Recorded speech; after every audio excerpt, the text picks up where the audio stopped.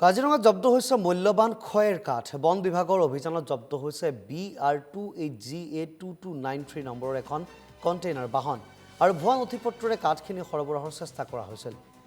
বাহনখনৰ চালকজনক আটক কৰি তদন্ত অব্যাহত ৰাখিছে বন বিভাগে। শিৱসাগৰৰ পৰা হাৰিয়ানালৈ সৰবৰাহৰ চেষ্টা কৰা হৈছিল কাঠখিনি আৰু মূল্যৱান খয়েৰ কাঠ এনেধৰণে উদ্ধাৰ কৰা হৈছে। দৃশ্যাংশ দেখুৱাইছোঁ।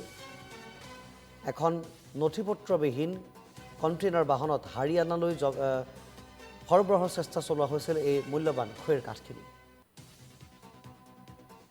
এখন খয়েৰ ভৰ্তি কণ্টেইনাৰ গাড়ী ধৰিছিলোঁ আৰু ধৰাৰ পিছত আমি তথ্য যেতিয়া আমি বিচাৰিলোঁ, গাড়ীখনৰ যোন চালক আছিলে তেওঁ যোনখিনি আমাক তথ্য দিছিলে সেইখিনি আমি পিছত তদন্ত কৰি গম পালোঁ যে সেইখিনি জালিয়াতি কৰি ওলোৱা তথ্য।